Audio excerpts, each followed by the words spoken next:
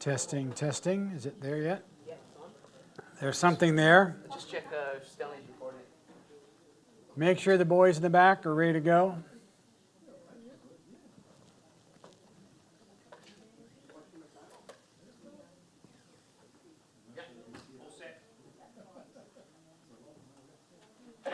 Okay, everybody, I hope you certainly enjoyed the tasting of something great. And that you enjoyed the food good. That's what you get. That's what you get here at this church. Is a church that's got an open heart, an open pocketbook, and they love to feed you in every way. You know, and that's a wonderful thing. Okay, we'll get started then. Okay, we're in part 2 of our study through the evidence for the Exodus. Now, in the first study, we went through everything from the crossing of the Red Sea to the altar. You need to get your microphone in. Oh, you know what? I'll do it like this. Oh, that's even better. Oh, hold on. Let me do this. Well, we're in part 2 of our study called Evidence for the Exodus. In part 1, we went and began with the crossing of the Red Sea and looked at some of the conjectures that are out there. Some having more credibility than the other, I think, but that's really left up to you. And all the way down to the altar at Rephidim and how that area links with things perhaps in Israel and in Israel's past. And so that left us now at Rephidim. They're at the place where this water's come out of the rock, and they've stayed for some period of time. We aren't told how long. But the next thing they do is they move on to a camp at the base of Mount Sinai.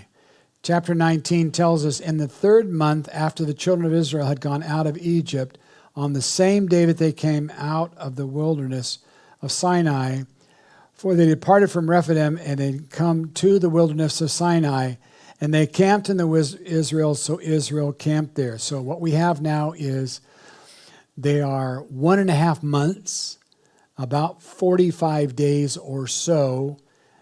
They finally end up at this place called the Camp of Israel at the base of Mount Sinai. So from Rephidim, to its east is a very tall mountain. In fact, it's the tallest mountain in Saudi Arabia. It's the tallest mountain in this area, called Jebel Alz. And it means the Mount of Olives. And I remember early on, people trying to put their oar in the water about this says, look at that. The name's called Jebel Alz. Of course, that's where the law of God was given. And I said, no, it's It means almonds. It's because remember the almond branch that Aaron had that budded. And so Jebel Alz is the only place in northern Saudi Arabia where that is a native tree. And so from there, they make their way around that obstacle of this tall mountain. And they come to the place that I'm going to say is a good candidate for the Camp of Israel. So they would have arrived there about 50 days after they've left Israel. Now, according to Israel's reckoning, that will be coincident with Sukkoth, or the Feast of Pentecost, 50 days after they leave Egypt. And they believe this is the point at which the nation of Israel is formally initiated as a nation. Now, the area is about 1.5 kilometers in diameter around the area. It's a large area, lots of flat land around it. And as you look from that area to the west, you'll notice there's a very large fenced-off area. And remember, this is an area that is over 100 kilometers from any identifiable city. In fact, when we would drive to this area from Tabuk, which is east of here, the largest city, in fact, the only city that is in this eastern part of Saudi Arabia of any size, it'd take us 2 hours of driving and an hour of that in rough terrain. And to come to an area where there's a large fenced-off area where these fences are about 2 meters tall. So this is not a trivial project. In fact, that gives you an idea of just how tall they are. These fences are actually surrounding another feature, but at least it gives you a sense of these fences. And it was a man named Dr. Kim, who was the personal physician to the governor of Mecca, that was a Christian.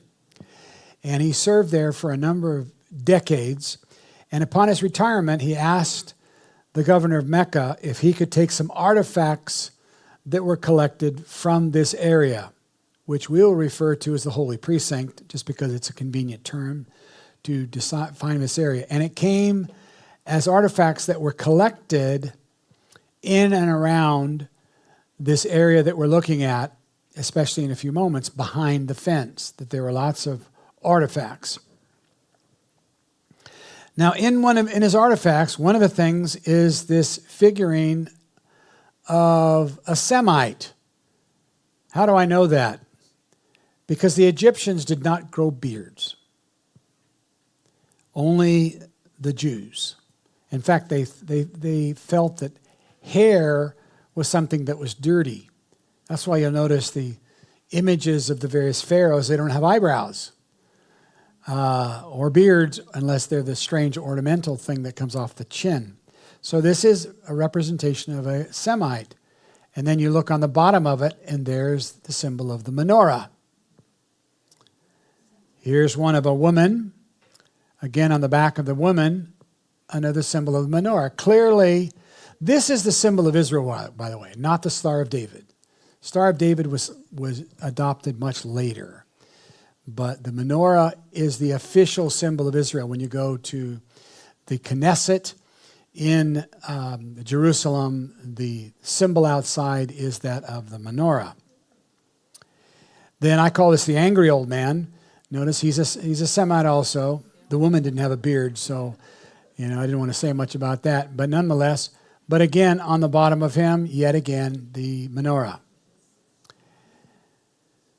Then there's this peculiar character that seems to have some markings that look like letters. 2 on one side, 2 on the other. And you wonder at this. Well, the creation of the alphabet, the 22-letter alphabet, as I told you before, starts in the Sinai Peninsula, in the caves that were being worked by slaves in Egypt. Comes the alphabet. There was Sanskrit before that and Egyptian hieroglyphs. And so these are the 3 images, and they equate to, first of all, what looks like a person with their hands lifted up. That is the letter He, which in Hebrew is a breath, He, and the Vav, and the Yod. So those are the 3 symbols on this item. So when you go back and look at this, you see Vod He, Vav He. That happens to be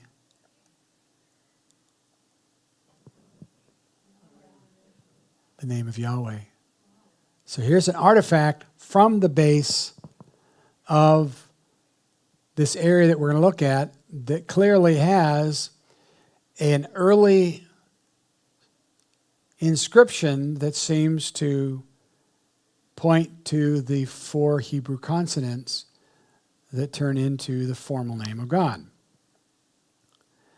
Now, here is a caution, so you don't run with it too far. Dr. Kim's artifacts have not been independently analyzed or assessed.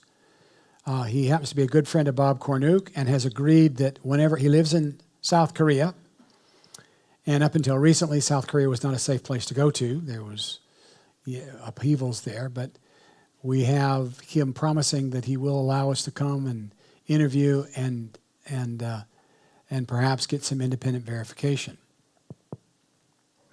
But in my presentation, I showed some of those artifacts to a person who is an Israel Second Temple period expert and said, what do you make of this? And when I showed her those pictures, she said, I know exactly what they are. This is the foremost expert in Israel. She's sitting in my little apartment that I'd rented in Jerusalem. And she said, these carved stone images may be from the late Bronze period, which is just after the Exodus, or it could be from the Second Temple period. Well, what are they? Well, they're certainly not from the time of the Exodus per se, but that doesn't mean anything, because they could be relics of Jewish pilgrims coming to the site. Now, if you've ever been to a Jewish cemetery, you'll notice that they don't go to burial sites and leave flowers. They leave rocks. They take stones and they lay the stone there. Why? Because the animals can't eat the rocks and the weather doesn't blow it away, and because it's meant to be, I was here, I'm remembering you. It's a small way of putting up a little pillar, but they put rocks. And so, especially in Israel, we have to tell people when we pass graveyards, don't run in there and grab rocks. That's somebody's little memorial. And so it was a very common practice back even to the stage of early Israel that pilgrims would visit places and they would leave things that were memorials representing themselves. And so that was her conjecture, and at least it stands the test of people wondering, what are these things? How do they fit?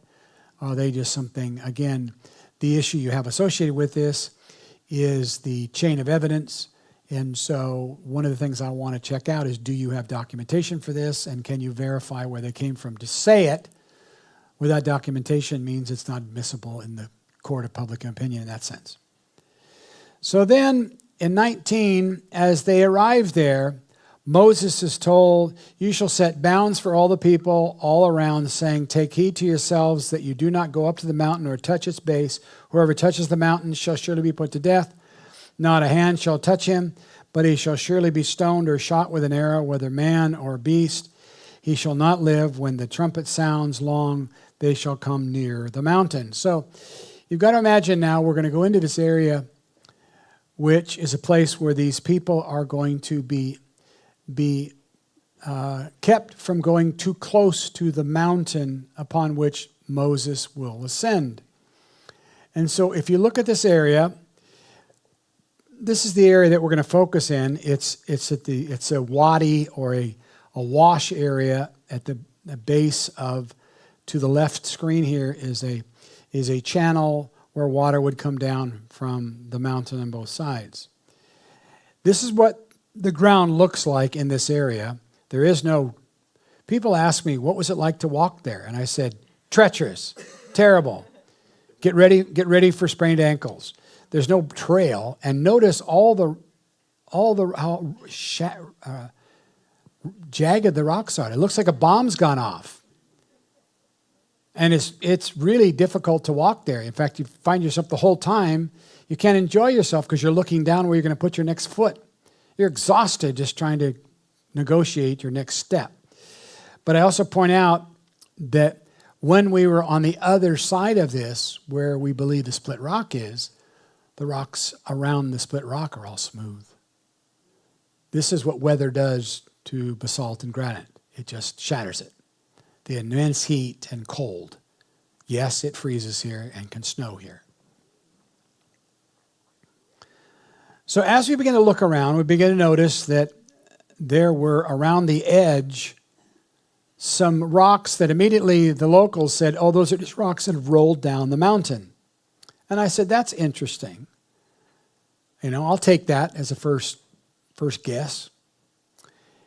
But why are they, in the most cases, standing on their edge? That's not a natural location. They look like pillars to me. These are quite large, and I'll give you a sense of scale in a minute. Here's one that's tipped over. They're big.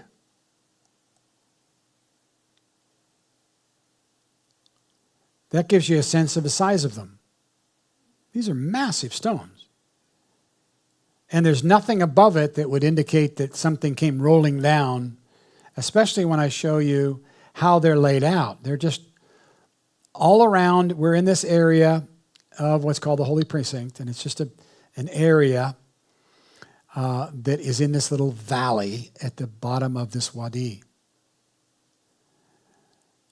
So if I put a line giving you the boundary of the two mountain sides that come down, and they're fairly steep, they're not easily climbed, you're looking at a relatively flat area with a slope to the right of this chart or to the east.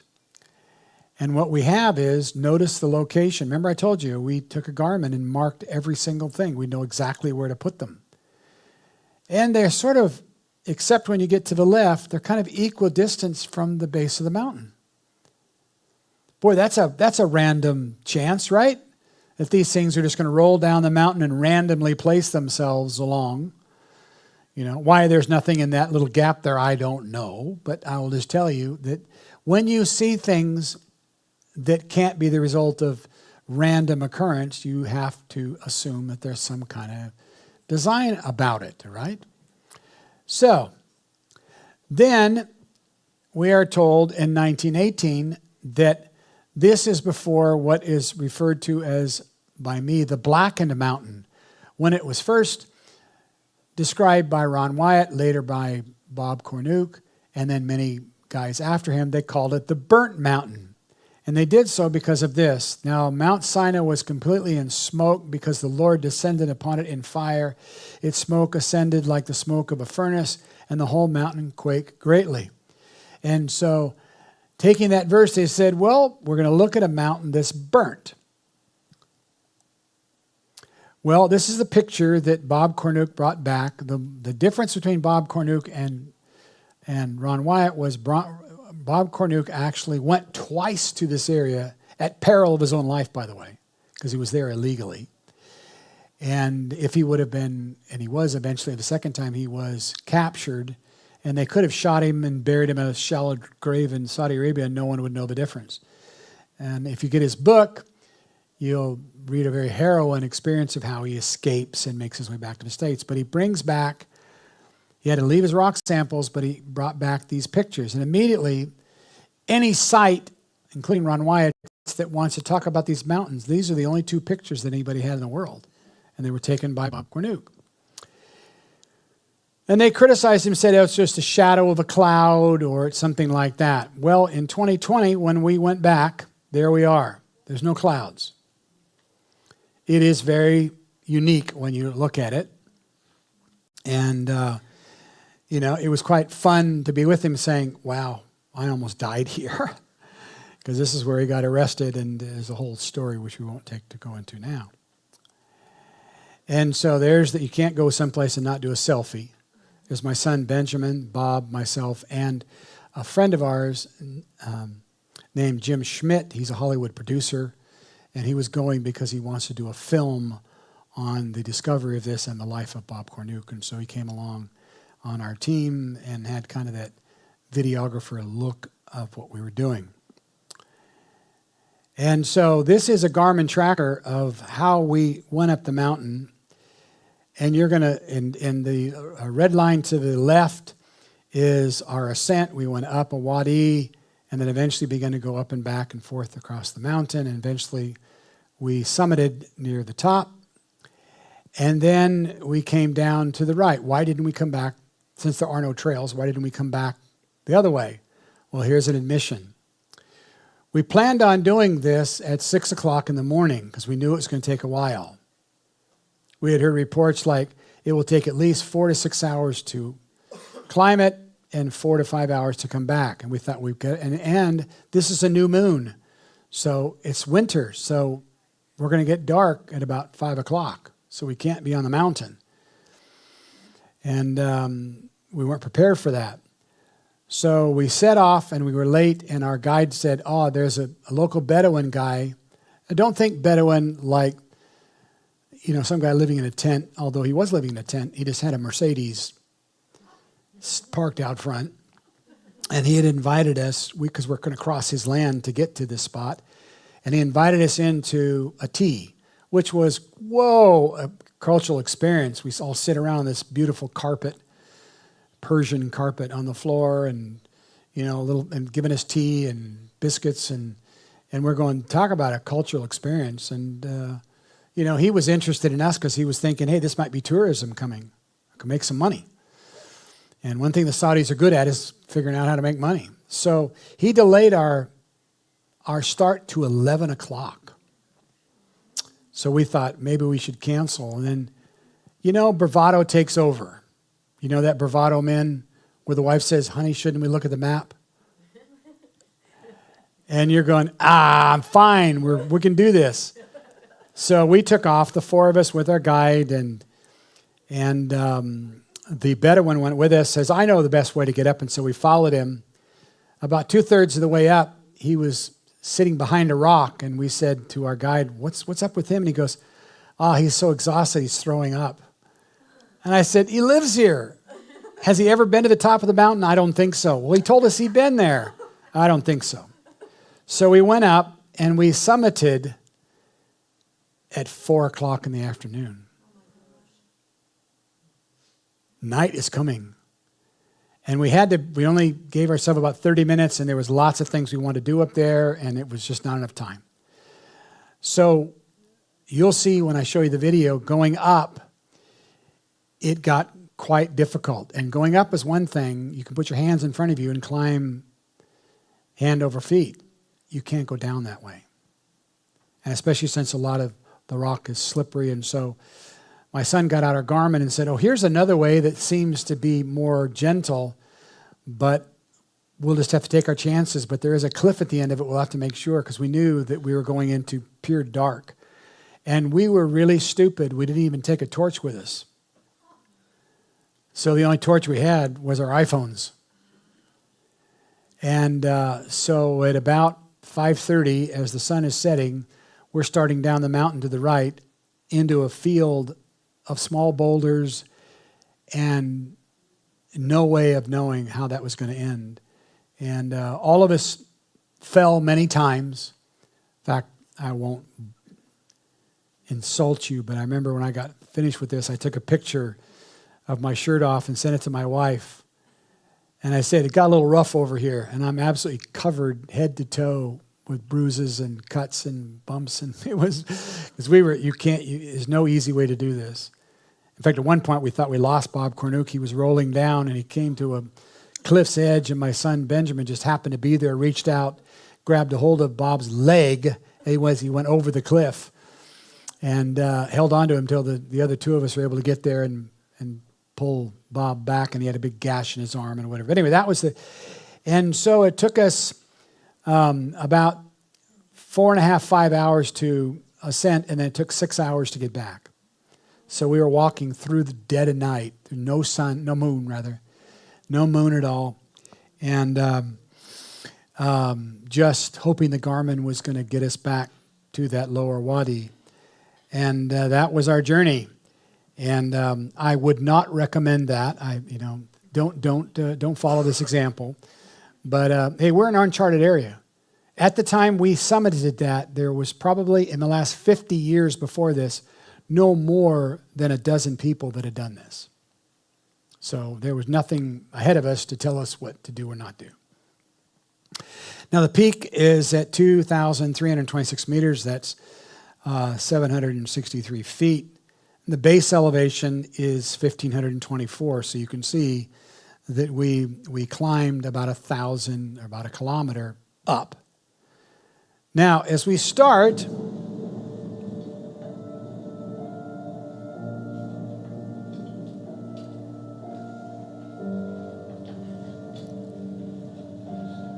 we're fairly confident that, we can make it. Come on, let's press on.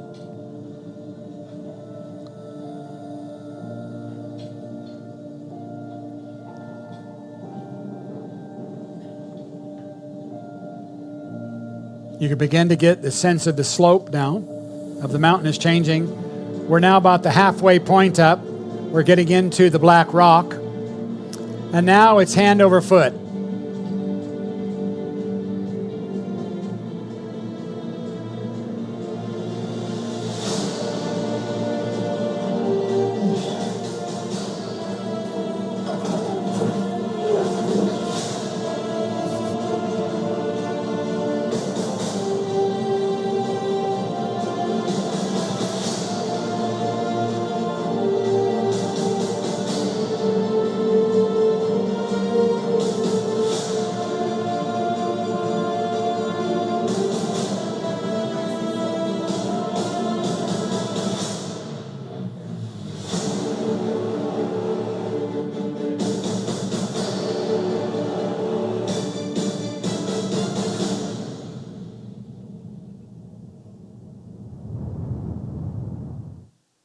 All right, a little subtle hint there. I think Tiago will be the only one that recognizes that in Saudi Arabia, you don't want to wear anything with Christian emblems on it. But Tiago and Jamerson had given me a T-shirt from Brazil. That's the lion and the lamb. And so I wore that on my ascent to the real Mount Sinai. I thought, I'm going up there. So even Queenstown was with me as we traveled. And this is the point at which later on a psychologist will ask me, when you arrive there, you're at the place that possibly Moses stood, maybe Elijah stood. What did you feel when you got there? And I let the audience just go, what's he going to say? And I said, tired. They thought we were going to have some great spiritual experience. And I said, no, that was then, this is now. But it is a rough thing. Now, Bob and I are both 69 years old at that point, and we thought, and Moses did this when he was 80. And so we're looking at each other with a little bit of shame going, stop being tired. He did this a number of times. So this is what it looks like on the top. There's Jim Schmidt. He was very contemplative. We gave each other about 10 minutes to just sort of have a quiet moment. You'll notice the blackened rock all around the place. Here's an example of what it looks like. And as you remove the rock, this is basalt. You'll notice this black, which before we went, people would say this is burnt rock. And I resisted saying that because I'm not a geologist. But nonetheless, it is covered with something that looks like black glass. It is a shiny black. You pour water on it, it's quite amazing. And further research I did, it's called desert varnish. And it can be common in many desert regions. Not just here, or Saudi Arabia, but in California, for heaven's sakes. It's more brown there, but it is a strange substance. Its origin is the real question. Some believe it has a high concentration of manganese and iron. Some believe it's made mainly of silica, which breaks down into a gel-like form and hardens. But nobody actually knows. You can spend a lifetime of weekends searching this. I have a friend of mine who's a geologist that said, yeah, somebody needs to do a PhD on this because nobody can tell you where. It's a mystery. Nobody knows for sure how it gets there. So, desert varnish, according to the geological experts, it can take hundreds to thousands of years to form. Of course they'd say that, because they don't know. It normally, get this, is 1/100th of a millimeter thick. It's the hardest glazing that exists in the world. You know how big a millimeter is, right? 1/100th, that's not even the width of your hair on your head. Well, your head, not mine. Thus, you have throughout, as here in Saudi Arabia, these ancient petroglyphs that are carved at many days of places throughout Saudi Arabia. Most of them are hunting or situations of camels or whatever. And so that's what this desert varnish in. How they're imprinted, nobody knows. It's a technology that is lost. I took 4 rock samples back with me, and I had them examined as a blind test in a lab in the United States. I didn't tell them where they came from or what I wanted to know about it. And so I found a lab in Nevada, of all places, and sent the rock samples off, paid for independent analysis. I wanted to know, what are they going to tell me? Well, half the samples were granite from the bottom and basalt from the top, but there's both a sample of some granite and some basalt. Basalt is a result of volcanic activity. And the thing that the report came back said, this rock, because they can look at the molecular structure, these rocks, all four of them, have experienced extreme temperature, blast furnace temperature. This is not typical. And it raises more questions than answers, so much so a geologist friend of mine says, I want to go next time you go because I want to collect rock samples not from the mountain and have them all tested to say, is there a difference between this mountain and the mountains around it? I said, knock yourself out, man. Just make sure you're on the plane when we leave. And so it shows possible signs of being exposed to intense heat. It changes the molecular structure. But one thing for sure is this, that if you take a piece of granite or basalt and you throw it into a fire pit, it doesn't turn black. It turns white. So all this black rock stuff that 90% of the sites that are out there, you now know, nice try, guys. Do a little science. It's actually desert varnish. But another thing they discovered is that samples that I gave them that had the varnish, and all 4 samples did, the varnish is way thicker. Now remember, 1/100th of a millimeter. And that's common. The varnish here is up to 4 times thicker. Now that doesn't sound a lot to you and I. It's still not even a millimeter. But in geological terms, people, they scratched their head and said, how can this possibly be? This is like somebody did this over and over again and created this phenomena here, changing the composition of the rock with heat and having the varnish that's left that's the hardest enamel sort of surface that you can possibly imagine.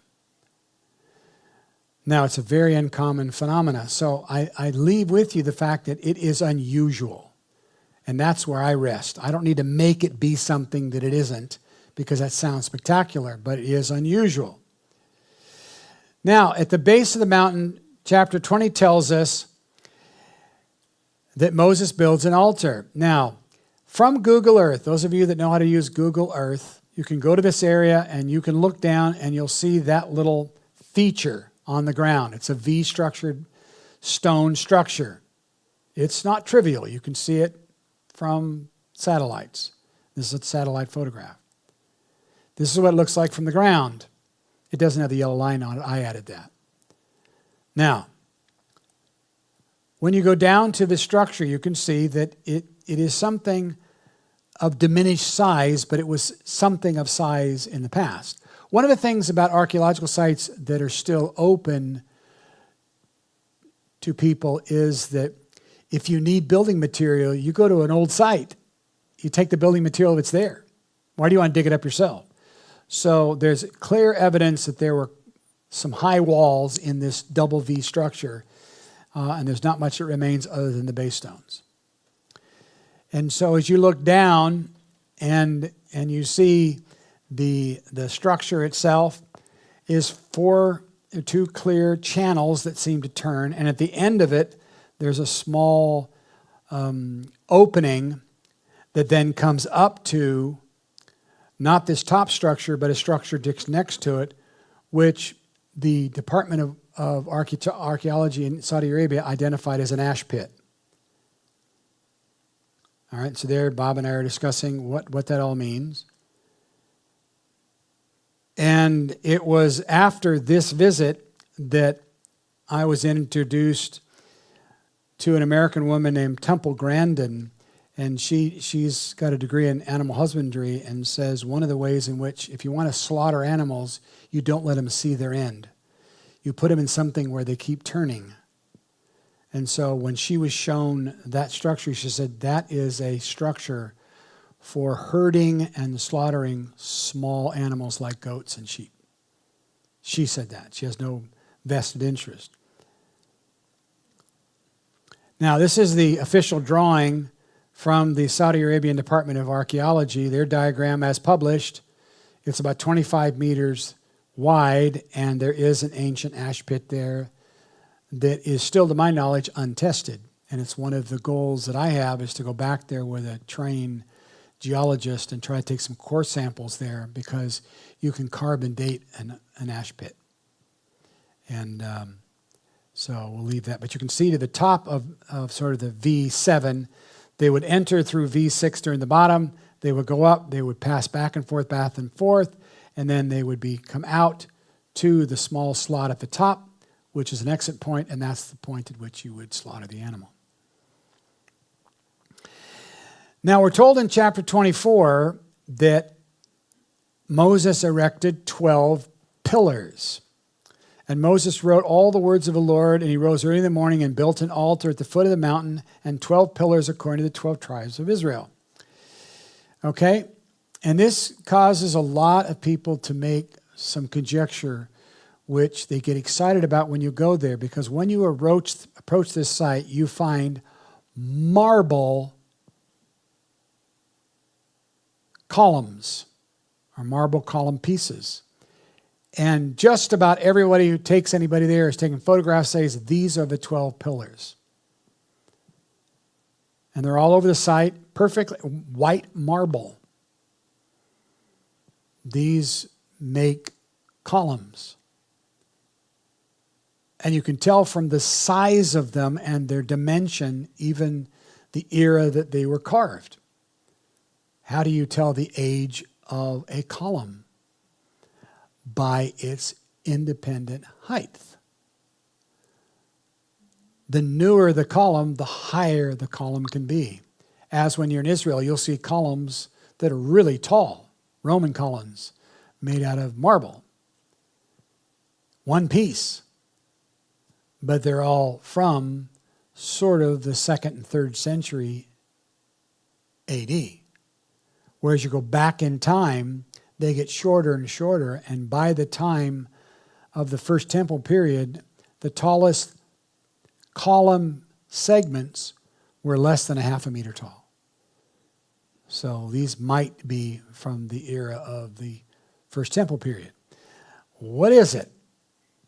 What are these things? And they're all over the place, and a lot of conjecture, and people are getting excited about it. And what are they?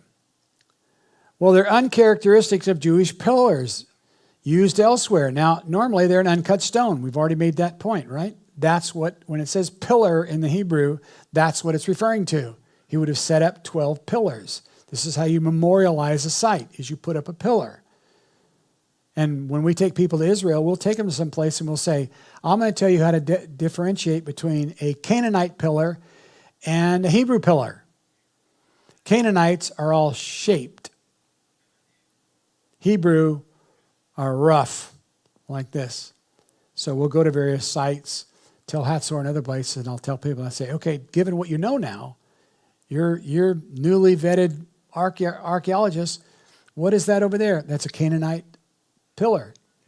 Right on. You won't get that in any other tour. Well done, you. So the round marble stones could be relics of Jewish pilgrims coming to the site, which was common for them. They did reverence site. Very common for Jews to build synagogue-type structures near their holy sites. Now, it didn't work too well in some of the outer regions because obviously as the nation of Israel falls to the various conquerors, the destruction layers everywhere. So, and this is from archaeologists in Israel looking at those saying, no, those are not Israeli pillars, but they could be columns from an attempt by some pilgrim to build something there. Now, the next is the golden calf altar. This is, again, next to the split rock, probably the most famous part of our journey. So all the people broke off the gold earrings, which were in their ears, and brought them to Aaron. And he received the gold from their hand, and he fashioned it with an engraving tool and made a molten calf. Then they said, "This is your God, O Israel, that brought you out of the land of Egypt." Notice this molded calf. Now, again, a lot of art gets involved here. They make the thing, the size of a Brahma bull, and that's one heck of a lot of gold. And I seriously doubt that's what it was, especially when you realize what its destiny was. Its destiny is Moses will pull it down and grind it to powder. You're not going to do that with something that's the size of a Jersey cow. It's going to be something relatively small. So as you look at what we refer to as Moses' altar, below us is this area of a possible campsite, you'll notice that there's another place here referred to as the altar of the golden calf. And again, once again, older archaeology gives us a hint. They've put a tall fence around it. And there are actually two structures there. And this is looking at the fence that's around it. Again, it's about 2 meters tall. And when we were there, I had paid for and got permission to unlock the gates and go in and begin to physically view the site. Prior to us, you'd have to stand outside or you'd have to climb over or cut the lock off, and you could get yourself in trouble. And so we went in. And this was the photograph that Bob Cornuke brought back. Notice he's outside the gate. And this is clearly a man-made structure. The top area is about the size of this room. It's flat, perfectly flat, in 4 quadrants. All right, and that's what he brought back in 1988. And people said, oh, that's nothing, and so on and so forth. And yet it was wonderful to go back and say, well, here we are again, Bob. There it is. And he goes, yep, as I remember it. As you look at these stones, especially the top stones, you'll see that they're not just carved to be put up there. They're held up with wedges. Since when do rocks fall down and put wedges under themselves to make sure that the top platform is flat? And around the base of it are bovine petroglyphs. All around the base of it, carved into the desert varnish. Now, one of the things that I noticed was when you see something like this, I closed my eyes and ran my hand across saying, I wonder if I can perceive where the image starts and the varnish ends. I couldn't. It's microscopic.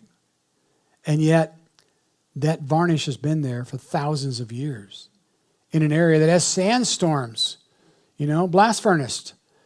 And yet, it's perfectly smooth. It's like it was printed on there. It's, you could get all kind of UFO stuff going on. You're like, how on earth did that happen? The bovine characters actually come from the Egyptian Apis bull cult in Egypt. This was the most revered article of worship in Egypt, was the Apis bull. And there's lots you can do with that. But notice the peculiar upturned horns with the sun, which refers to Ra, the chief god, resting in the horns of the Apis bull. So the god Ra, the sun, and this artistic representation of this bovine. And then the bovine also having strange sort of tattoos on it. You'll see it everywhere. These upturned, these are in Egypt. And what you find is they're etched in and around the rock, which if I went over there with a small hammer, I could destroy most of them. That's how thin it is. It's spooky to realize I could be touching something that's 3,500 years old, may even trace back to the Exodus. It just felt weird. The Muslims had no love for this, but they're just not going to bother it if they can make money off of it. So as you make your way around, you just see more and more and more of these images.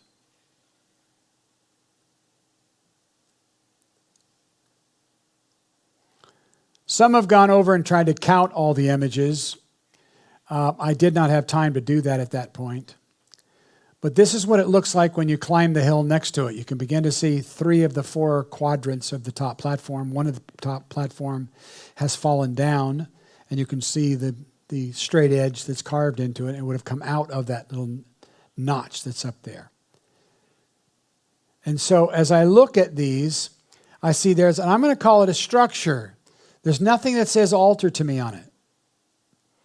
It just simply says a way in which, how do you present something to 3 million people? You need a big stage. So you build a big stage. That's what I think we're looking at here, is a big stage. But then there's another structure here that's provocative. What is this? It's smaller and it's fenced off. So what are the Saudis doing?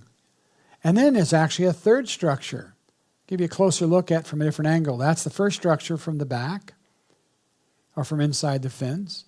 You can see the big quarter pieces that have fallen down. This is the next structure. Well, when you're there, again, it's these large flat stones seem to be piled up, but it's not quite as formal. And then you go outside the fence and you see this. What do you think? Man-made? You know, does this have a chance of being a naturally occurring rock formation?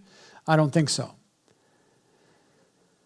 And so I took a look at that and said, okay, let's take a look at all three of these. And I have a little bit of an engineering background. I said, let's just see what their structure tells me. And so I measured where the center was by using the ancient device of a cube. You just draw lines between the corners of the cube, and that's how you define the center. So I noticed that the centers don't line up. I thought, is this like a bore site? What is this? So I went to the third structure, and I looked north, and it doesn't point to that.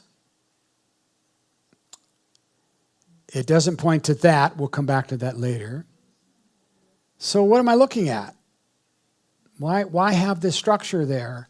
Recognizing if this is associated with the rebellion of Israel, Moses at that time is on the mountain someplace. I have a conjecture that he's where the arrow is on the right, and I'll tell you why in a moment. Because he's able to view it and hear it. Okay? So then I took that and just simply enlarged it and said, what? Well, it doesn't line up with anything. What is it? What is it? Now I'm looking for another, alignment with some great feature someplace, but I couldn't get anything. And then I looked at it and I thought, I know what this is. It's two small structures and one small structures, which is the exact layout of the pyramids in Giza. Now, what's important about this is that not to the same scale.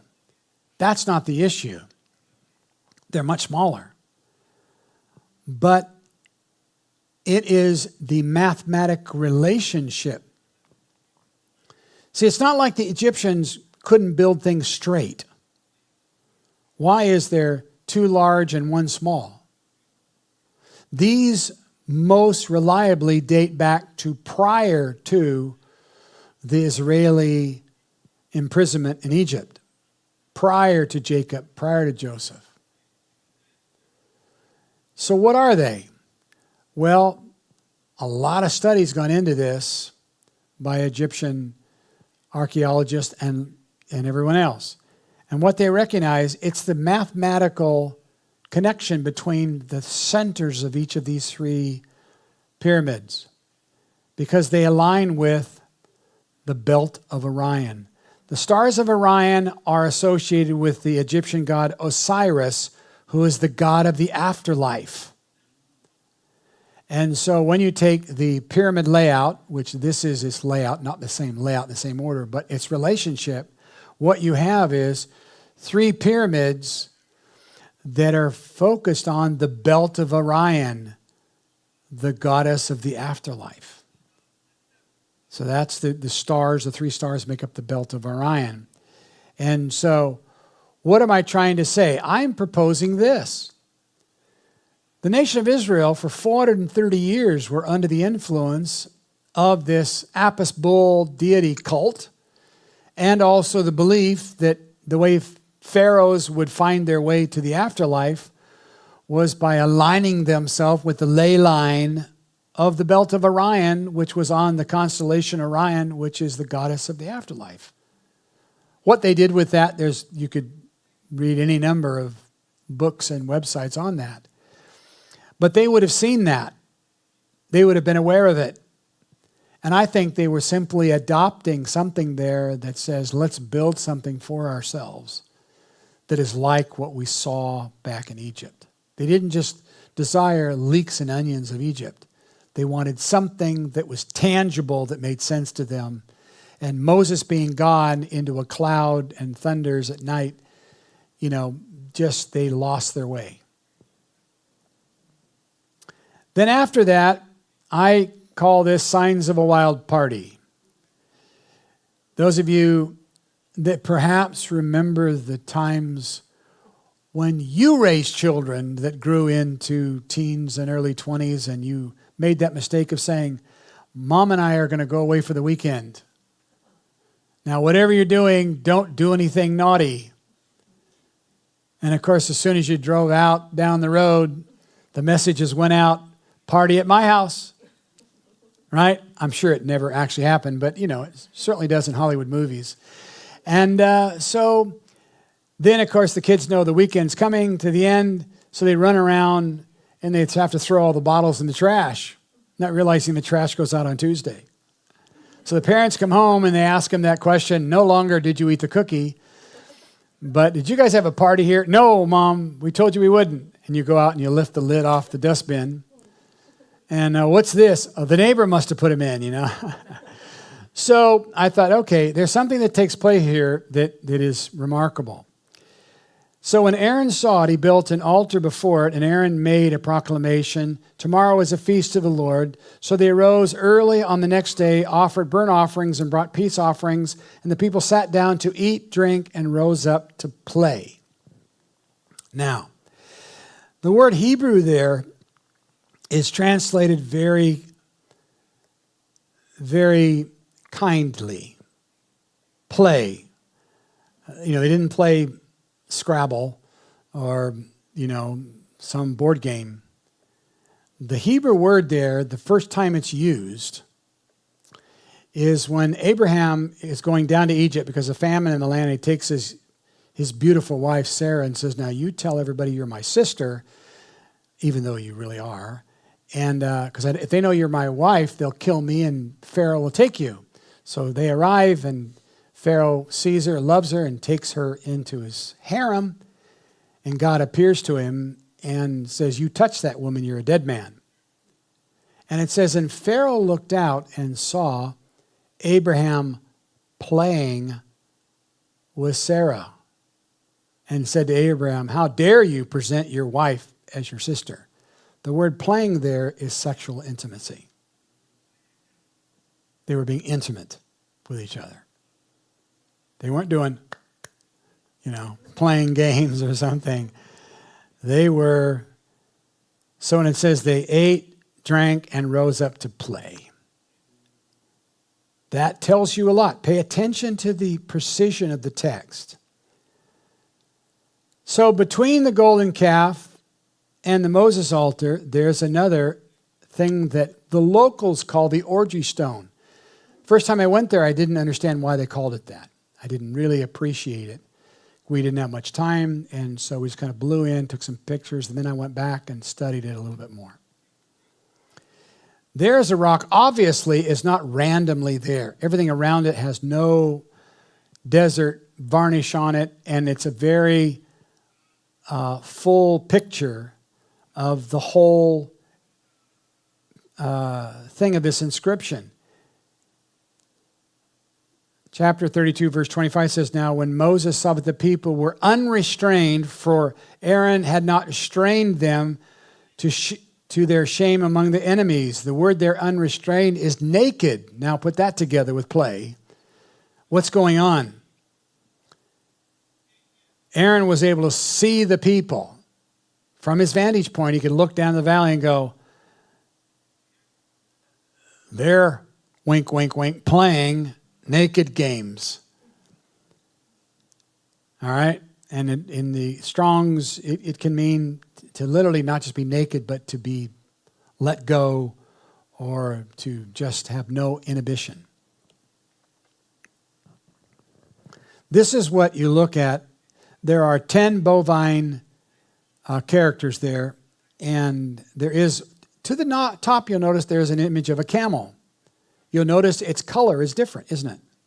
The patina is different. That means it wasn't part of the original carving. Patina on rocks is important because rocks age over time. So if the patina doesn't match, you know that it is a much later inscription. So wipe out that camel. Somebody did that later. And look, there's 10 bovine characters there. And also, it looks like people. Now, good, I think we're all of appropriate age here. We're going to focus on those people because that's where we're really going to get the message. And you take a look at those people, you'll notice there's an exaggeration here. Need I say more? Okay. This is a sexual thing going on among men. It was in 2023 that Joel Richardson and Ellie Shukron, my friend Ellie, went there for the first time. And it was Ellie that pointed to something that I don't think anybody else on the planet, even Ellie, understood how important it was. For as he pointed at that, he's pointing at something that we're going to pause for a moment, right there. That's the picture of an ox head. Well, of course, the whole thing is all about oxen. Wait a minute. The ox head. The ox head is the first letter of what's called the Proto-Sinaitic or Proto-Canaanite, the predecessor of the Hebrew, the Paleo-Hebrew. And the earliest inscriptions of that alphabet are 1600 BC, and they're found in the Sinai Peninsula. And it would take another hour for me to explain to you why this is so incredibly important. A lot of arguments and talks talking about how did the alphabet begin. Everything else was pictographs. This is semines. The letters have meanings. When you think of the letter A, you don't think of a meaning of the letter A. In Hebrew, the letter A, Aleph, Bet, Gimel, so on and so forth, they all have meanings. So you put those meanings together, and that's another whole word lesson you can get into. So these are taking place in the Sinai Peninsula in those mines I talked about, which happens to be during and before the Exodus period. Now, from that, you then travel a little further to another place people don't normally stop, what I call the worship stone. Now here, I think it's safe to say that that stone has been placed there. What do you think? It didn't randomly show up there. Nothing around it has the desert varnish. It's been placed there, and it looks like some of the pattern has been etched away. What are we looking at? That's us just trying to figure it out. What is going on here?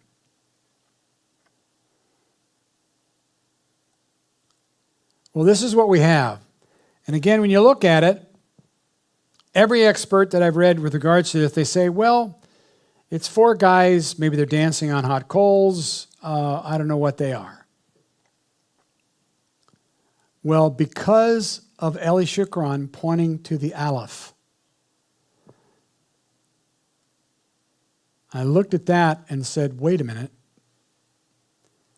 We've already examined the hieroglyph and the Proto-Sinaitic that the ox head is the Hebrew heh.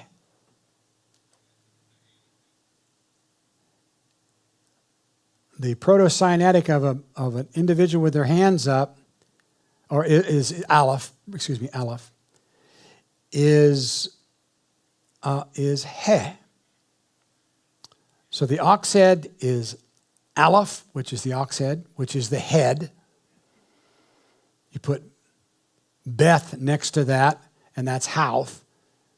So the head of the house is Abba. Abba. Sound familiar? All right, that's where it comes from. The head of the house. Aleph, Bet, head of the house. And then you look down to this heh, the breath sound, the H sound. And you look at that, it means praise. So what do we have here? This is right above the Moses altar. Praise, praise, praise. Isn't it interesting when you're in the New Testament and there's a vision into heaven, what are the angels saying? Holy, holy, holy Lord God Almighty. Always in threes. I personally believe that when you see that, that's because they're referencing the Father, the Son, and the Holy Spirit. Lord God Almighty. It's a statement of Trinity. And so here you have, again, I went back later on to Ellie and I said, Ellie, you only did half the job. You only did half the job. You pointed out the aleph, you didn't point out the hey. And I showed him this and he goes, I can't believe I missed that. I said, well, you're going with the wrong guy. You need to be a little more curious, and we had a good laugh about it. So, Lord willing, when the war is over, he's agreed to go with me back to Saudi Arabia to do some more research. But anyway. So after that, we then have a mass grave, because when Moses saw that the people were unrestrained, for Aaron had not restrained them to their shame among the enemies, then Moses stood at the entrance of the camp and said, whoever is on the Lord's side, come to me. And all the sons of Levi gathered themselves together to him. Then he said, thus says the Lord God of Israel, let every man put his sword on his side and go in and out from the entrance to entrance throughout the camp, and let every male kill his brother, every man his companion, every man his neighbor. So the sons of Levi did according to the word of Moses, and about 3,000 men fell that day. Notice, this is a male act. This is not like with later on under Joshua, the men of Israel will be seduced by the women of Moab to fall into sexual sin with the women of Moab. This is something going on with the men. You can let your imagination run. Is this homosexuality? Is this bestiality? What is this? Doesn't really matter. All I know is it's an abomination. And Moses says, Levi, get your sword and go kill those men. So they obviously were people that were known. Remember, there's 3 million guys here. By the time they count them in numbers, over 600,000 are soldiers. So 3,000 is a small number in that sense, but they obviously were able to identify them. So if you go from the altar of Moses and you just go up a wadi about 4 or 6 kilometers, you just carry on up and you come to what I think is a good candidate for a gravesite. And so you go up, you drive up, and all of a sudden you turn into a box canyon. And once again, the archaeologists come to our rescue. There's a giant fence. Why do you fence this off? This is not a crossroads. This is nothing. What is this? In fact, there's not even a gate. You have to get out of your car and walk clear around to the other side of it and crawl around the edge to get into the site. What's there that's so secret? Pillars. Some would say tombstones. I used to say that, but now no, these are memorial stones. This is memorializing something. And there are hundreds of them there, all over the place. Those are clearly in the style of Hebrew pillars. Somebody asked me, if they're tombstones, can't you dig down and see if there's bones there? And I said, no, not unless you want to die. 2 religious cultures in the world absolutely forbid touching dead bones, Muslims and Jews. And so if you want to get out of the country safe, you don't mess with that. Plus, I'm not convinced they're tombstones. I think they're memorial stones. Because as you walk around, and this is quite an astonishing area. We don't have a lot of time to photograph everything, but there are hundreds of these memorial stones. See, that's not a natural occurring phenomena. You can see them everywhere, all over the place. Even at the very top, there is a little stone-built altar. I don't know what to make of that, but it's at the very top as you look down into the valley. And then there's these 2 stones. These are mortars. These are mortars. Now, it's over 100 kilometers to any city. There's never been a city here ever in its history. Why would there be the need for something to grind grain? Unless it was to grind manna. And some of the artifacts that Dr. Kim brought back from the Holy Precinct area was small mortars and pestles. Why are they doing this?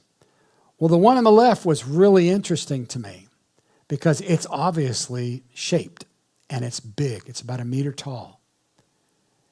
And it has an area that is probably 3/4 of a meter in length and fairly deep, where someone would be grinding something fairly large there. And now here again is supposition, conjecture on my part. I'll leave you with it. I looked at it and I said, I wonder if this is the mortar into which Moses put the golden calf to grind it up and put it in drinking water and make the people drink it. So again, don't think of gold being something that is the size of a Guernsey cow. This is something that probably was pretty small. And Aaron and others would hold it up as a holy relic. But there's no way to prove it. But it's peculiar. This one thing is definitely out of place there. And in archaeology, when you find something that is man-made but out of place, you have to ask, and it's set up on its end. Nobody's tipped it over. Why? You can muse on that all you want and come to your own conclusions. There are later tombs around in the rocks around it, not of the same era, but this is very common for people to bury in the sides of cliffs. Now, the last we'll look at is a cave for Elijah. Chapter 19 in 1 Kings, of course, we have Elijah meets the prophets of Baal on Mount Carmel, and after he executes them, Jezebel threatens his life, and he runs off down to Mount Horeb. So he arose and ate and drank and went in the strength of that food 40 days and 40 nights as far as Horeb, to the mountain of God, and there he went into a cave and spent the night in that place. Behold, the word of the Lord came to him and said to him, "What are you doing here, Elijah?" Now, you and I read that as normal Bible students and think, okay, he ran away to Mount Horeb and found a cave. What's the big deal? Well, you've got to be a little more curious than that. So I asked the question of my qualified friends, how many times do caves occur on a mountain? Oh, millions. How? 3 ways. One is by water erosion. Normally happens in limestone. As underground water goes through the ground, it wears away the limestone, and eventually there's a cave. Those caves are all over the world. The next is volcanic tube, that as magma is coming up, it'll force its way and create a scape, and then when it collapses back, it can leave a tube. So that's another way for a cave to happen. And the third is earthquakes. Earthquakes can crack rocks, but generally you can tell an earthquake cave because it's very craggy and it's not very well defined, and there's nothing to make it accessible. But point in fact, you will never find a cave made of any of those 3 things on the top of a mountain anywhere in the world. Check it out for yourself. It doesn't exist. In fact, if you go to the traditional site in Sinai Peninsula, they'll show you a place where some rocks have fallen together and you can crawl back. Little children could crawl back into this little kind of hidey hole, and they say that's the cave of Elijah. No. Cave. Cave at the top of a mountain. That's a marker that you just doesn't happen everywhere in the world. You can't find it. So remember that second area that I pointed to The blackened mountain is to the left, to the west. I want you to look in the middle of the screen, and I'm going to zoom in. That is a cave at the top of a mountain. It's about 10 meters tall and about 10 meters deep. And it even has a porch area out in front of it. There's no geological reason to figure out why that's there. There's no cause. It's not carved by water. It's not a volcanic tube. It's not from an earthquake. What is that? It almost looks like God put his finger in a hole in the mountain. Who could have been there? Well, we know this, that when Moses was on the mountain, he didn't live in the rarefied environment of the smoke and fire. He would go there to receive instruction. But he lived on the mountain with Joshua, the only man in Israel who didn't fall to the sin of Israel. Joshua. And Joshua went with him up the mountain and stayed there with him for 40 days and 40 nights twice. And then later when Moses comes down, he moves his tent outside the camp of Israel. And Joshua stands outside with a sword protecting Moses. So there's only two people, Moses and Aaron, or Moses and Joshua, and then also Elijah. Now I propose when Jesus is led into the wilderness, we're told he went out 40 days and 40 nights, right? And he was tempted. How long did it take Elijah to get to this spot from Israel?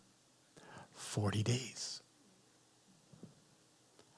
This quite likely be the place of the temptation of Christ.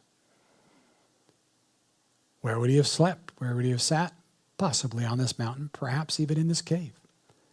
And the Apostle Paul says, after his conversion, he no longer conferred with the men down in Jerusalem. He went down to Arabia for 3 years and had the Holy Spirit teach him. Where did that take place?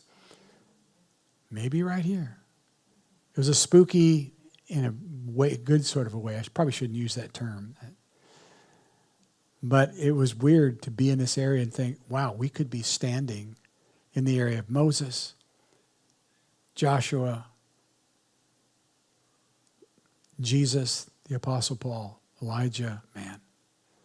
Interesting place. Now from that place, as you look back at the valley below, there you can see the wadi in the middle, the plain where there could have been tents. You'll see the marker stones.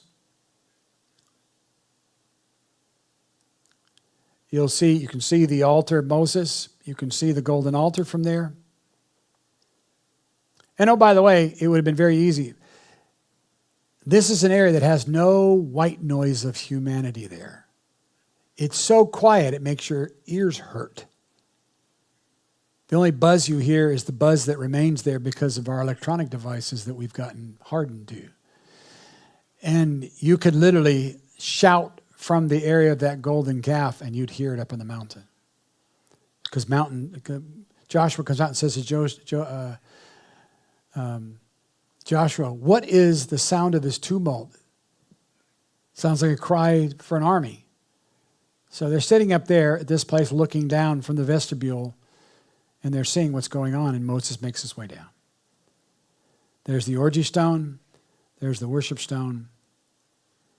And so we have the biblical narrative. We've gone through from the crossing of the sea to the camp at Rephidim, the camp and base of Mount Sinai, the boundary markers, the blackened mountain, the altar of Moses, the 12 pillars. We don't know the 12 pillars, so I wanted to point them out that that's probably not what they are. So that's a miss as far as I'm concerned. The golden calf altar, the signs of a party, to the cave of Elijah.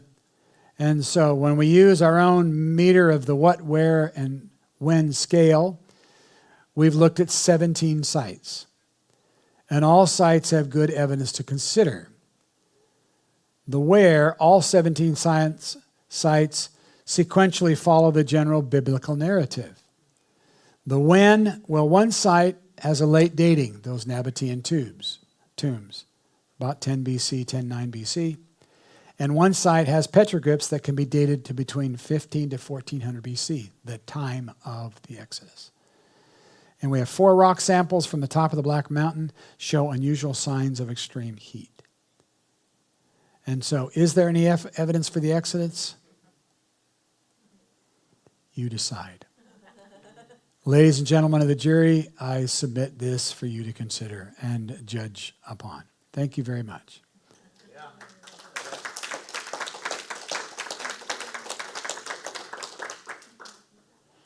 Well, thank you for being patient. I hope to make up a little bit of time from what we took this morning.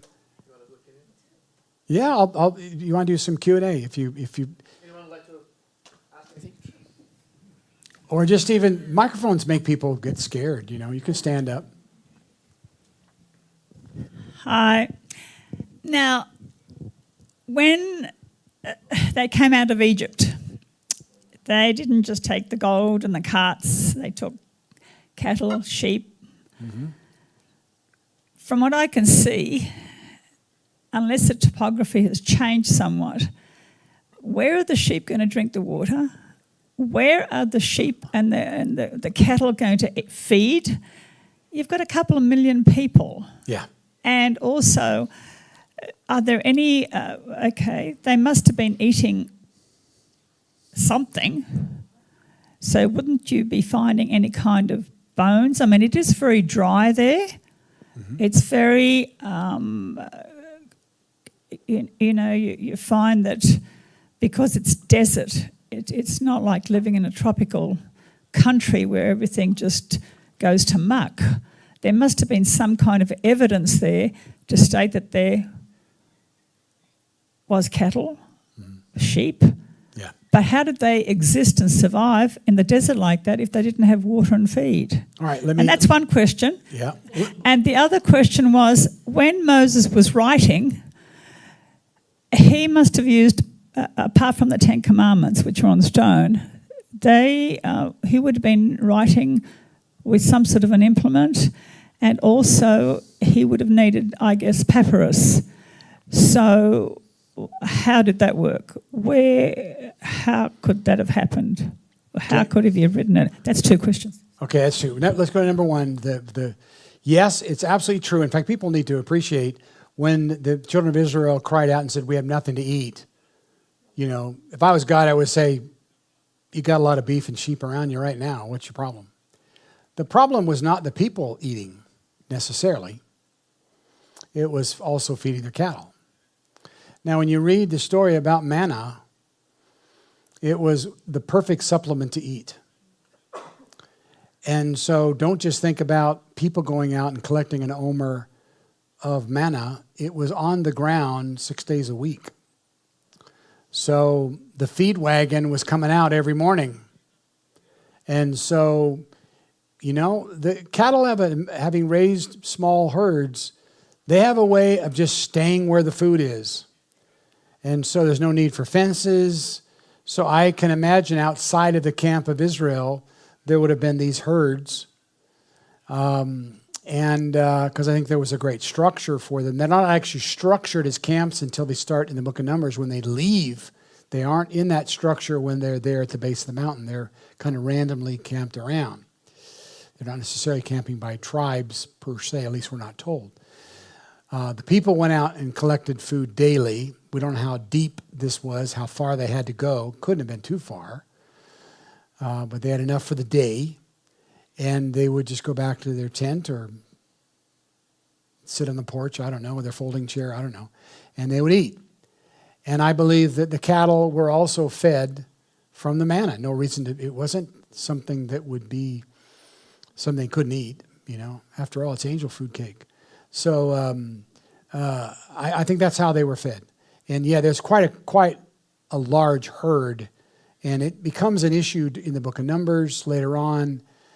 Because the tribe of Reuben says, "Wow, we've got all these cattle, and this land is, by the time you get to the Golan Heights, they're saying, this land is perfect for all of our cattle." So it wasn't just simply, a favorite cow and bull. It was something of some size. So that's what I think happened was I think God was providing their needs across, not just for the people, but also for the cattle that were with them, because they carry a substantial amount. No idea. They never numbered those. They just numbered the soldiers over 20 years old. Now, as far as Moses, what did he write on? There's no indication at all here how that took place. We know how God wrote. He wrote on stone. And we, because of Hollywood, think of these great stone pavers, and I don't believe that at all. In fact, you can compress in modern Hebrew it down to 2 tablets about this size here, because they're written on both sides. So very small. So whatever they were. What Moses did to take his instruction, we're making the assumption that they were impoverished. There was a robust culture from Israel that they had come from, and Moses had come from a palace lifestyle. So I have no reason to believe that he and the others with him didn't bring things to be able to make a record. And here's another thing I'm gonna arrest your question and take us in a direction you didn't ask, but I'm gonna take you there anyway. And it's simply this: people assume that the oldest writing on earth is modern Hebrew. Not true. It's cuneiform, came out of Samaria, the land where Moses settled. It's cuneiform. You can prove it 1,000 different ways. Cuneiform exists even up until the Second Temple period as a predominant. In fact, there are now messages written from Sennacherib to Hezekiah telling him, pay taxes or we're going to destroy you. And it's written in cuneiform at the time of Hezekiah. That's way deep into the Second Temple period. Right? So, yeah, and so what I'm getting at is that writing, and then Egypt had their hieroglyphs, but again, which are pictures that are very complicated, and you have to understand the entirety of the picture, where the synonyms, which are 22 letters, they originate in the Sinai Peninsula.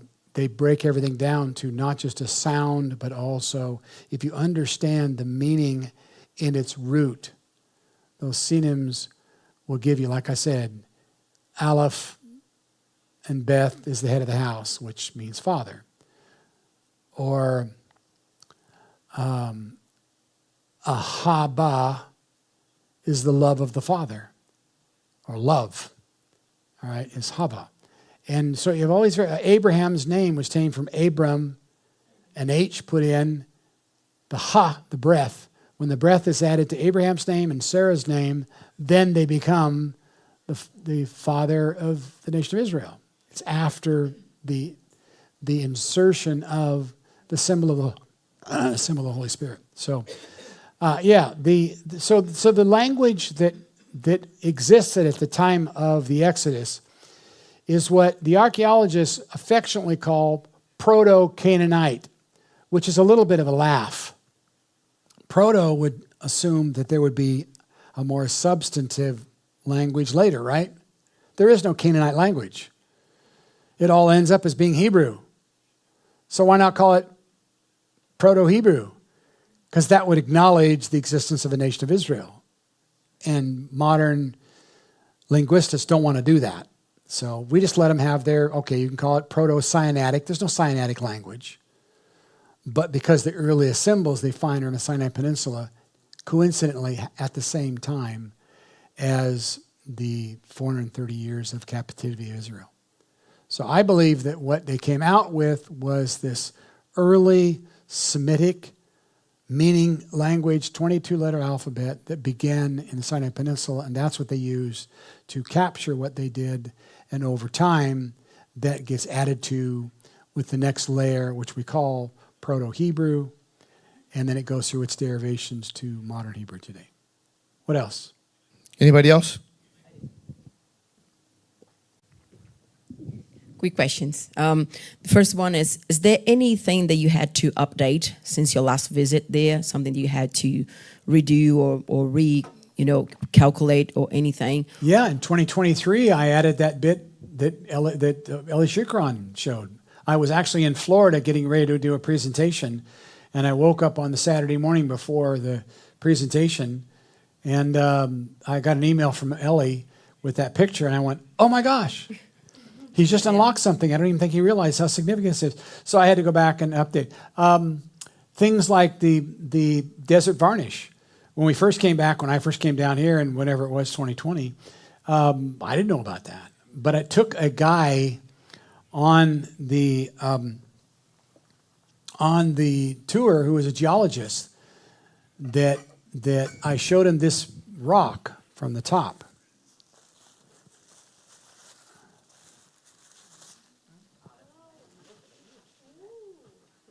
Pass it around. He showed him this rock, and he goes, "Oh my gosh, let me look at that." He said, "I can tell you what this is," and and he just went all geeky on me, and then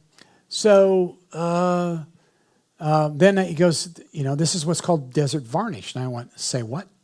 He goes, "Do some research." See, and I love that. People that lovingly push you back push you into a new arena of discovery. And we should feel comfortable with that. Nobody has all the answers. If you think you have all the answers, you haven't learned that there's more questions. Yes, you had a question. Oh, sorry, I do have just a second one. Okay, quickly. go ahead. Apart from the stones that you told us that when you come back there, you want to just collect a few different ones, and the ash peat as well. Is there anything else that you... Oh, that I want to do there? Yeah, that you want to do, like anything that's I want to try to go to that spot I call the area of interest.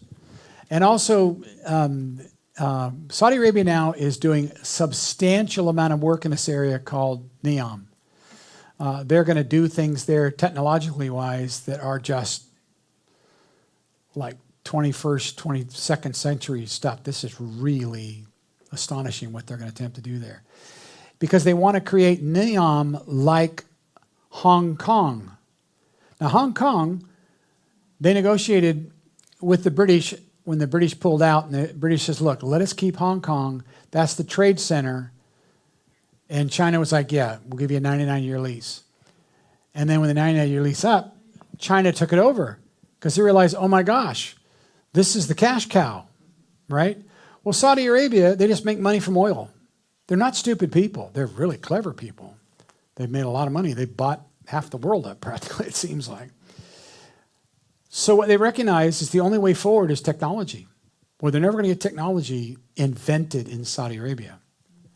So they want to create, but to do so, you can't get there. Tabuk, when you go to Tabuk, if you divide up Saudi Arabia, you have on the west coast, you have Mecca and Medina, the two holy cities, which you and I kind of just walk into. But, they are fundamentalists. Of all the regions, the most fundamentalist is the Tabuk area. Now, when I say the word fundamentalist, I'm going to teach you a new way to interpret that. Don't think jihadist. I'm going to use it in light of how many of you want to be around fundamental Christians that believe the fundamentals of the Bible? I don't mean crazy. I mean they believe what the Bible says without question, right? I mean, you want to be around people that are fundamentalists. So when you're in Tabuk, the women all wear the black burqa with the little window, and I mean, it is absolutely closed. And in fact, a little funny story. Bob was a little worried when we were flying there. He was thinking they're going to arrest me because he had been arrested and he escaped. And he was afraid. So we got a hold of the constabulary of the area and said, okay, Bob Cornelius coming back. Is he going to get in trouble? He'll turn himself in, but they said, we don't care about that. That's statute of limitation. Who cares? There's no crime to talk to. So he was relaxed. So he was pretty edgy. And we fly to Riyadh, then from Riyadh to to Tabuk, and we get out at Tabuk, and we get our 4x4, and we drive to the Holiday Inn. I chose Holiday Inn because I wanted a Western toilet. You know what I'm talking about. You know, I like cultural immersion, but I'm just not that far. You're not that much. And so I got Holiday Inn, and I knew what I was going to get, you know, because they're just built like, you know, exactly the same everywhere in the world, boring. And so we walk in, and there's the front counter, and there are 3 women all dressed in black with the little goodies like this, right? And I walk in, and you got to understand, Bob he's dangerous. He is so off hook sometimes. He's fun. But I'm like, in fact, I tell people in Israel, I say, you know, this is Bob Kornuk. He will help us get into anywhere, and I keep us out of jail. That's how we work. I try to keep us out of jail.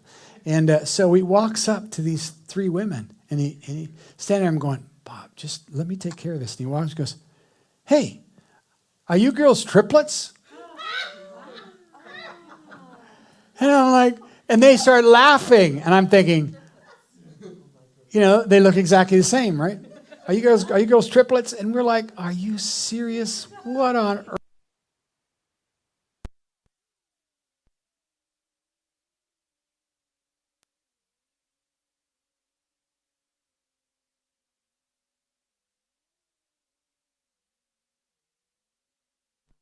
Street preach.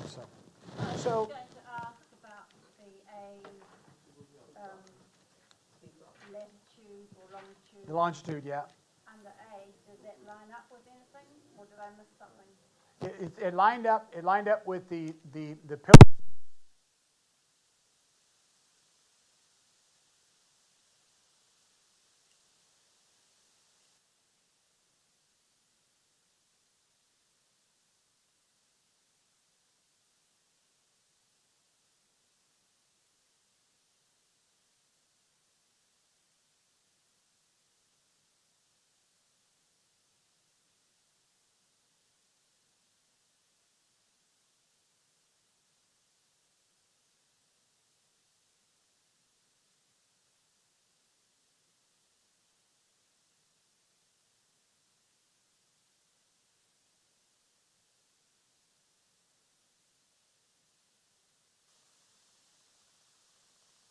No, it didn't.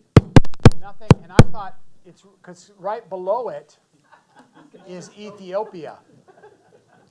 Right below it is Ethiopia. And my natural tendency was, if you believe the Ark of the Covenant is in Ethiopia, where does it line up? And so I took it all the way down to Africa, and it goes into Lake Tanakerkus, but it doesn't cross Elephantine Island or anything else where.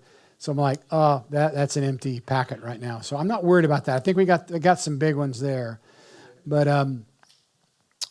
really, it is.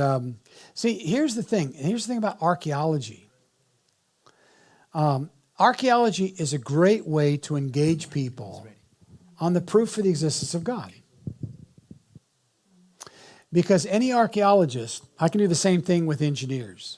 You know, high-tech engineering cannot get there by random chance and accidents. It has to be brute force brought into submission. That's the basis. I spent 25 years in the aerospace industry as a project manager. And I loved being around engineers because they think they're really smart and know everything. And so I'm not an engineer in that classic sense, but we would be on trips together and they'd say, oh yeah, I understand you're one of those vicars or preachers or something. And I say, yeah, in fact, I'm more of a hellfire and brimstone guy, but yeah, that's who I am. And I'd say, tell me, as an engineer, shouldn't I just fire all you guys and just get some dice out and roll the dice over and over again and come up with the solutions? I mean, that's random chance. Wouldn't it be cheaper to hire 100 guys to roll dice than hire an engineer to sit there and do calculations and, you know, brute force your way into a solution? Same thing with archaeology. What makes you think when you reach into the ground and you found something that is made from mud that it was made by a human? It's in the ground. Not even fired. A lot of pottery is not fired. In fact, fire is beautiful because fire tells you this was part of a destruction layer. And so these clay pots, they would dry them in the sun, but if they were in a destruction era, the fire would actually fire them in the city as the place was falling down. Don't think of the Middle East as being a bunch of stone buildings. Most of the Middle East at that time, even Jerusalem, were wood buildings. So you could light them on fire. So yeah, it's what makes you think. There was a classic example where, living in England, there was a farmer out in the West Country that was out plowing his field. And as he was plowing through an area not far from Stonehenge, he looked behind his plow and something glinted at him. And he got out of his tractor and he went back and he reached in the ground and he picked up a golden cup. So all of a sudden, he got called in, he actually found a burial site, and, there's a whole thing that happened. And I remember when I was in England, I'd say, why did he jump to that conclusion? Gold comes out of the ground. Just because it's a little cup, what makes you think that that's man-made? Design. So when you go beyond single occurrence and you see patterns and design, and you can do that all across the spectrum in terms of,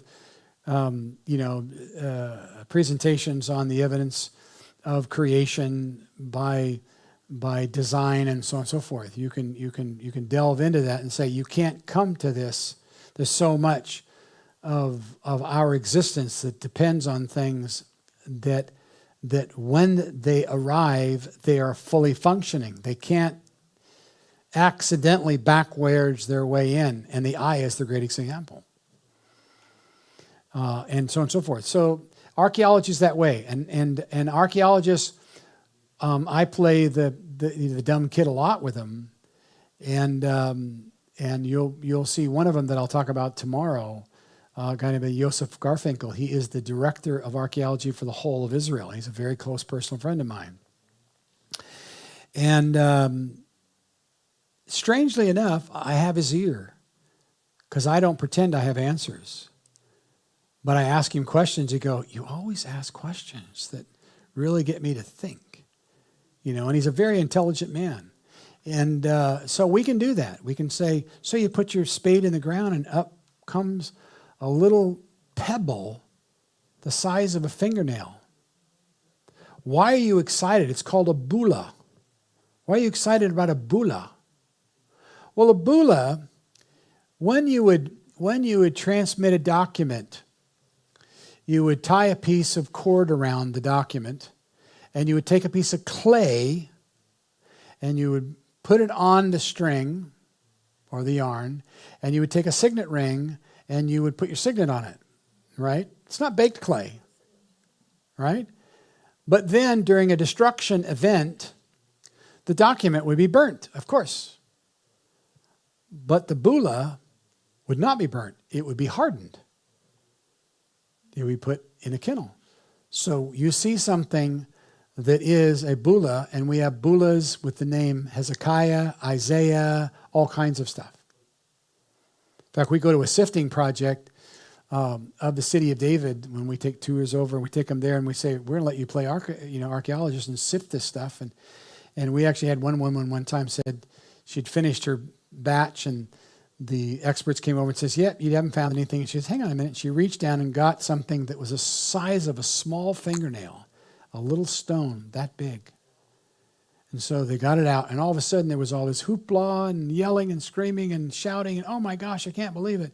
And it was a bula. And that's incredibly important because it says this would have been associated with some legal document, a royal document, or whatever, a laundry list, who knows. But here's a bula, and we knew where it came from. So, and that goes into the collection of hundreds of thousands, if not, millions of these little artifacts that exist, and they're just more circumstantial evidence. And Israel is absolutely full of them, to the point to where when we go to Israel, we take you to sites where, one in particular, we go to Shiloh. You know what is Shiloh. And not many tourists go there because it's in the West Bank. And they're afraid of being around, driving through Muslim area. I don't. I go there. It's a main road, and you go up there, and it's a little Jewish community at Shiloh. And you go to Shiloh, and as you're walking around the site, you see all along the trails all these pottery shards. I mean, they're everywhere. It's like a dump. And when first time we went there, I asked one of the guides there. I said, "How do you know this is Shiloh?" And he goes, "It's very simple. Because all the surrounding area, we know generally, geographically, that it should be in this region. But all the rest of the area, there's no other pottery. Nothing." So I said, "Oh." He says, "There's so much pottery here, you can't even classify it all." So when I take people to Shiloh, I take them off the beaten track, and we just walk out into the field and pick up pieces of pottery. But before we do that, I say, now, if the pottery has this type of shape on it, it's Roman era. So can be as late as 200 AD, could be as early as 100 BC. That's Roman. You're holding a piece of free souvenir that is over 2,000 years old. And you got for free, just pick it up. And so I'll take people out, and they'll walk around. Oh, look here, I've got the handle to a cup. Here's a handle to a jug. Oh, here's part to base to a jug. And, and all this various stuff. It's everywhere. Absolutely, by the millions. And one time we were at a place, and I'll talk about it tomorrow, called Kirbet Kaiafa. You're going to hear me say that over and over again. Kirbet Kaiafa. And while we're there, this is a beautiful site because it's what's called a one-layer site. There's one destruction layer. So you have nothing, you're at the lowest level of the site, which is wonderful because you can't go any earlier. So whatever you find there, that tells you everything. So we're up there with Joseph Garfinkel. This is his site. And so we're going through and walking around, and I said, "Is it okay if the people pick up little pieces of pottery like this?" And he goes, yeah. And I said, "Okay, so I'll tell people now, if you find pottery here, the newest it'll be is Rehoboam, which is 8th century BC. So the newest, nobody lived here after that time because it was destroyed, and then it just went to ruin, one destruction layer. So to see people walking over and going, "Oh, look what I found here." And I'm going, "Yeah, another piece of 1800 or 800 BC pottery, 2,800 years old." Well, so I always take a bottle of water with me, and I'm looking around and just letting people have like an Easter egg hunt, and don't get too crazy because not really supposed to do it, but there's nothing to prevent it. And I'm with the director of archaeology, so he says it's okay. So people feel like they're doing something really, fun. So I reach down and I find this one sort of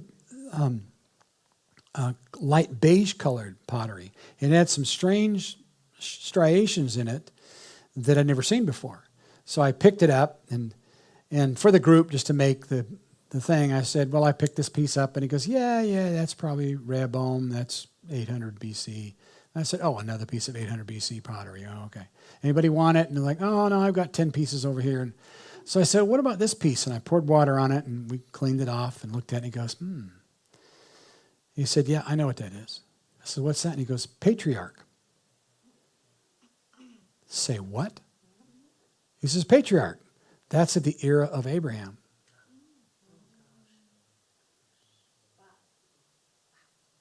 And so I'm sitting there with a piece of pottery about this big, and people are going, "What?"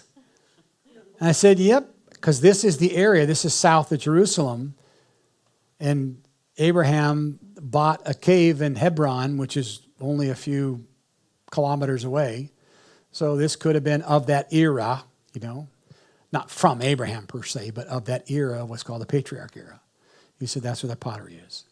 So my daughter, who's been to Israel, she's a photographer, for her children, has in her lounge a coffee table that, you've seen this type that have a glass top, but underneath it is a box. And she has one of these old piece of furniture like that, and she puts in there the pottery that she's found on the various trips. And it's more than you'll find in any museum in the United States. Just by going over on the various trips and just, you come out and, you're loaded down with like, who, does anybody want it? No, I got my 10 pieces. I'm good. I said, just go home, glue them on a board, put 800 BC on it, and that's as good as you'll find in any museum. And we can validate it. It's not us just making stuff up. It's validated. We go to Lachish, which was the secondary capital to Jerusalem. That's also a two-layer or two-level site. And it dates back to the time of Solomon and Rehoboam and the Assyrian invasion. And so when people are walking around there, they'll wander off along the trails and go, oh, and they found stuff, almost full cups. I mean, to buy that in an antique store would be, you couldn't afford it. But it's everywhere. Israel is absolutely full. You just wander out in the bush, and there's so much stuff there. It's crazy. And so when people try to delegitimize Israel, they have to do so in the face of what else it going to be. So anyway. That's it. All right. You've allowed me to indulge myself. Thank you very much. I'm sorry the first session was way longer than I expected. The second session wasn't quite as long, but hopefully you appreciate how I tried to put it together. And what do you expect for 25 years of research to be concentrated down into one Saturday? But tomorrow will be we'll go through what I call evidence for ancient Israel, which people would think, why is that even a question? It's a huge question right now. People everywhere are asking, are the Israelites in Israel today really, was there ever an ancient kingdom? The whole Muslim world, the whole academic world in the West is all asking that, the whole British realm. Universities are full of not just Holocaust deniers, but the legitimacy of the nation of Israel. They're denying all of it. There was never a nation of Israel. There was always the nation of Palestine. Let's invent something. So we'll talk about that tomorrow. Thank you. God bless you. Lord bless you. We'll see you tomorrow. All right, everybody. We're going to be back here tomorrow at 10 a.m. And tomorrow is going to be a Sunday service. So expect a Sunday service, not a lecture. Yeah. So God bless you and have a good night. See you then.